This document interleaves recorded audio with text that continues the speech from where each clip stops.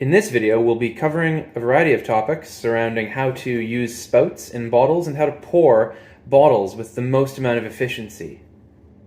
You can see in front of me a variety of bottle shapes with different sizes. As well, you may not be able to see that each bottle has a different width of neck size. The aperture at the top of the neck will be a different width, which calls for different spouts to fit it accurately. Different spout types come in a variety of flavors and spices. This is the highest quality spout type, which is called a spill stop spout, stainless steel. And you can see that one is square top and one is round topped. So there is a difference even within this particular style. And one is a little bit larger and one is a little bit smaller for different necks. So in order to place the spout into the bottle, once you have the appropriate spout, you want to look at where the air intake is located. On one side, it's not entirely symmetrical in that way. There is an air intake on one side, which you want to be mindful of. I'm going to point the air intake to the right, which is my right, because I'm right-handed, and I'm going to pick up and pour like that.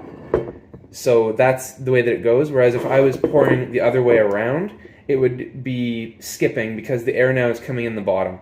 You always want the air to come in the top when you're pouring. Here's my round top spout going into the maker's bottle in the same configuration. How to pour a bottle? The easiest way to pour a bottle with the most efficiency and control and speed is to pour it from the neck, like this.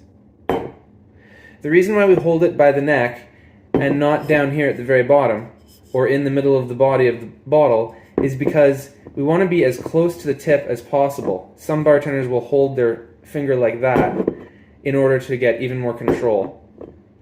We know this from physics because two objects of similar size and weight that have different lengths one is easier to control than the other based on where you're holding them.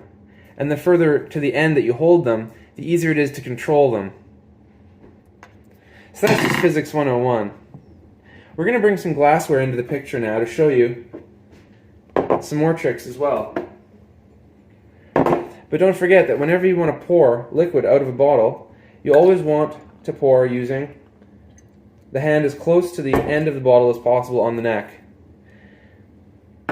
If you have a bottle that's too short and doesn't have a neck that big, you can either choke up and hold it right around there, or you can hold it there since that's the best you can do.